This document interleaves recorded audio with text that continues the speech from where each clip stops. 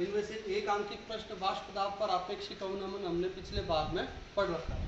आज हम देखो एक नया अंकित प्रश्न लेकर आए हैं।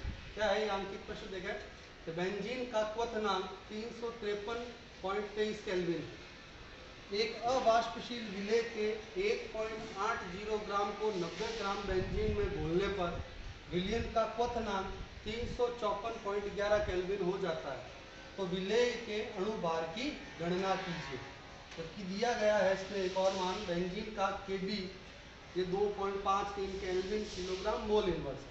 तो प्रश्न को पूर्णतः पढ़ने के बाद अब पहले ये देखते हैं कि हमने किसका कौन से अणु संख्या गुणधर्म को दिया है और क्या ज्ञात करना है।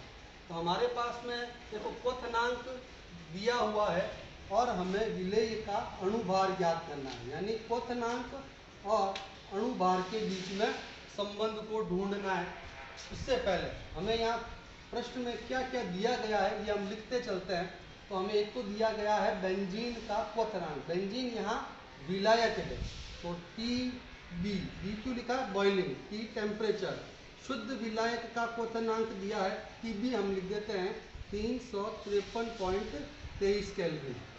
फिर ये क्या कहता है कि एक अवाष्पशील विलेय के 1.80 ग्राम, यानी विलेय की हमें क्या दे रखी है? मात्रा दे रखी है। तो मात्रा के लिए हमारे पास में सिंबल है W। चूंकि विलेय की मात्रा इसलिए मैं लिख रहा हूं यहाँ पर B। तो WB मुझे दिया गया है 1.80 ग्राम को 90 ग्राम बेंजीन में घोलता है। तो बेंजीन विलायक है, उस विलायक की मात्रा हमें दे रखी है। तो W मात्रा बेंजीन की है, विलायक की मात्रा इसे मैं लिख देता हूँ 90 ग्राम। घोलने पर विलयन का क्वथनांक हमें क्या दिया हुआ? देखो विलयन का क्वथनांक, तो Tb टेम्परेचर ऑफ बॉइलिंग कितना दिया हुआ? 354.11 केल्विन दिया हुआ है। तो विलेय के अणुभार की, किसका अणुभार ज्ञात करना है? विलेय का। तो अणुभार का सिंबल लिख देते हैं M। विलेय का ज्ञात करना है Mb, ये हमने ज्ञात करना है। और प्रश्न में दिया गया है बेंजीन के लिए Kb, तो Kb का मान लिख देता हूँ 2.53, मात्रक है केल्विन किलोग्राम मोल इनवर्स। ठीक है। तो सबसे पहले तो हमें प्रश्न में कौन कौन सी राशियां दी गई और क्या ज्ञात करना है ये लिखना है। अब हमने संबंध लिखना है क्वथनांक और अणुभार के बीच में। तो हमारे पास में एक संबंध है, हमने पिछले भाग में पढ़ा था। तो क्या जानते हैं हम वो लिख देंगे, वी नो दैट, हम जानते हैं। क्या जानते हैं कि क्वथनांक में उन्नयन डेल्टा Tb बराबर Kb इंटू स्मॉल m, ये हमने डेरिवेशन में एक व्यंजक प्राप्त किया था, जहां m विलेय की मोललता को दर्शाता है। तो m का मान भी बता देता हूँ, विलेय की मात्रा बटा उसका अणुभार इंटू विलायक की मात्रा। मात्रा यदि किलोग्राम में न दे रखी हो तो हमने यहाँ पर 1000 लिखना है। ये मान ऊपर लिख दूं तो मेरा संबंध आ जाएगा डेल्टा Tb बराबर Kb इंटू WB बटा MB इंटू WA इंटू 1000। ठीक है। अब यहाँ देखो जरा, गिवन में हमारे पास में कौन कौन सी भौतिक राशियां दे रखी है। Kb का मान हमारे पास है, MB हमें ज्ञात करना है, WA हमें दे रखा है, WB भी हमें दे रखा है।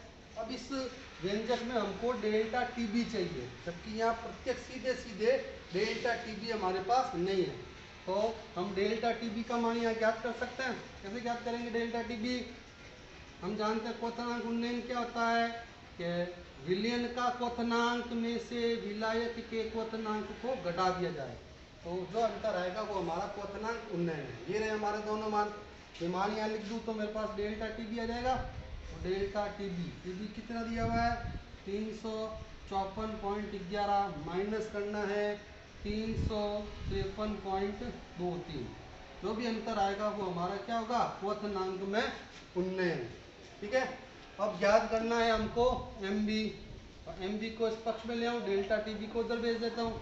तो Mb बराबर क्या जाएगा? देखो Kb इंटू WB इंटू 1000, इस डेल्टा Tb को भेज रहा हूँ नीचे, तो डेल्टा Tb इंटू WA। ठीक है।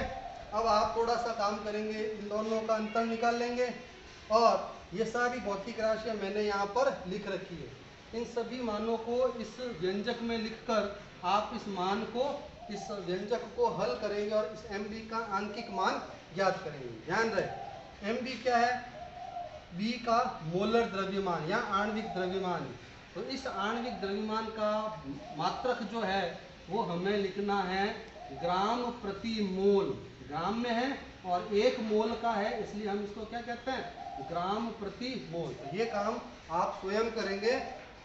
और आंशिक प्रश्न लेते हैं एक अणु संख्या गुणधर्म पर आधारित।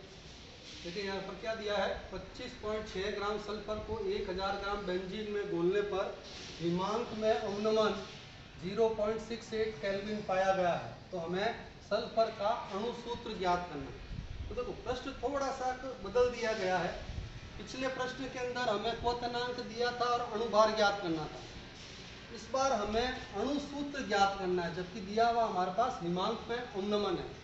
हमारे पास जितने भी संबंध है उसमें अणुभार और अणु संख्या गुणधर्म को जोड़ा गया है।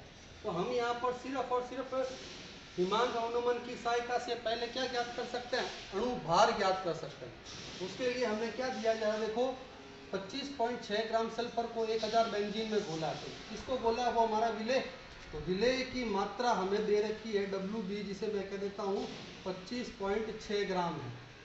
इसे 1000 ग्राम बेंजीन में घोला है। तो WA विलायक की मात्रा हमारे पास में दे रखी है 1000 ग्राम। घोलने पर हिमांक में अवनमन, इस बार हमें अलग अलग विलेय और विलायक का अलग अलग हिमांक न देकर पूरा हिमांक अवनमन दिया है। तो ध्यान रखना हमें डेल्टा TF दिया गया है। तो डेल्टा TF है हमारे पास 0.68 केल्विन। तो सल्फर का अणु सूत्र ज्ञात कीजिए। ठीक है, इसके लिए हमारे पास में प्रश्न में KF दिया गया है। KF दिया हुआ है 6.8 केल्विन किलोग्राम मोल इनवर्स। चलिए अब इस प्रश्न को थोड़ा सा इस तरीके से देखते हैं। हमें अणु सूत्र ज्ञात करना है सल्फर का। अब हम किसी भी पदार्थ का अणु सूत्र लिखें, तो जैसे अगर आपको ऑक्सीजन पूछे तो आप O2 लिखते हो, नाइट्रोजन पूछे N2 लिखते हो। वैसे ही हमने पता होना चाहिए कि सल्फर का अणु सूत्र लिखना है। तो सल्फर का अणु सूत्र में प्रतीक सल्फर देंगे। अब यहाँ पर इसके परमाणुओं की संख्या कितनी है ये हमें पता नहीं है। तो हम अभी मान लेते हैं कि सल्फर का अणु सूत्र क्या है, S, और X जो है वो यहाँ उसकी परमाणुकता है। अगर इस अणु सूत्र का हम अणुभार ज्ञात करें तो इसका अणुभार किस तरीके से आएगा, X, और S जो है वो क्या होगा, सल्फर का परमाणु भार। सल्फर का परमाणु भार, थोड़ा उल्टा चलना बच्चों, ध्यान रखना। X यहाँ ज्ञात करना है, सल्फर का परमाणु भार हमें पता है 32 होता है। अब हमें यहाँ पर अणुभार चाहिए। अगर ये अणुभार का मान हमें मिल जाए तो हम X ज्ञात कर सकते हैं और X का मान यहाँ लिखते हैं, हमारा आंसर प्राप्त हो जाएगा। तो हमें क्या करना है, हमें अणुभार ज्ञात करना। सीधे सीधे अणु सूत्र हमारे पास ज्ञात करने का तरीका नहीं है। तो अणुभार की सहायता से हम पहले X ज्ञात कर लें। X ज्ञात करके हम यहाँ व्यंजक में पुट कर देंगे तो अणुभार ज्ञात करते हैं। अब हमें विलेय यानी सल्फर का क्या ज्ञात करना है, अणुभार। तो देखो प्रश्न तो पहले जैसा ही है, बस थोड़ा सा पूछने का तरीका बदल दिया। तो हम अणुभार ज्ञात करेंगे पिछले टॉपिक की तरह। यहाँ पर भी ये मान ज्ञात करना था। तो हम जानते हैं यहाँ पर सबसे पहले क्या लिखेंगे, वी नो दैट, हमने संबंध बनाया था डेल्टा TF बराबर KF into small m। Small m किसको कहते हो, मोललता को कहते हो। मोललता का मान लिख दोगे आप, तो डेल्टा TF बराबर KF, मोललता क्या है, विलेय की मात्रा बटा उसका अणुभार इंटू विलायक की मात्रा इंटू 1000। ठीक है, याद क्या करना है, MB को दरवेज देता हूँ। तो MB बराबर KF इंटू WB इंटू 1000। यहाँ डेल्टा TF को तो नीचे भेज दो, तो डेल्टा TF इंटू क्या रहेगा, WA।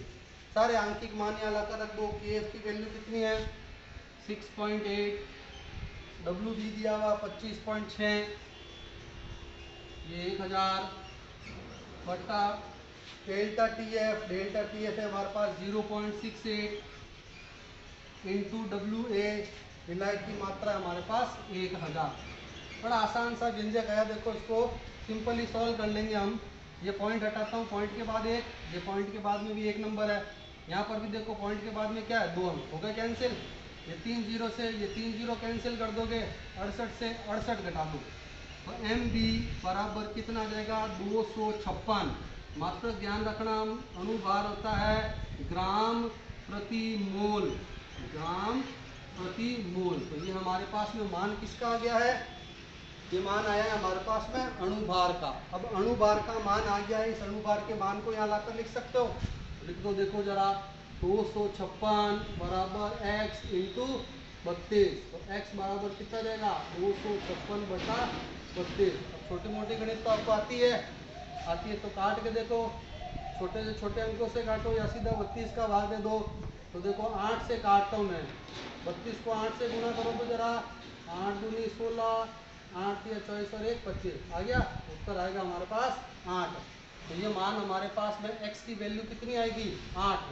तो सल्फर का जो अणु सूत्र होगा वो हमारा क्या होगा S8 होगा।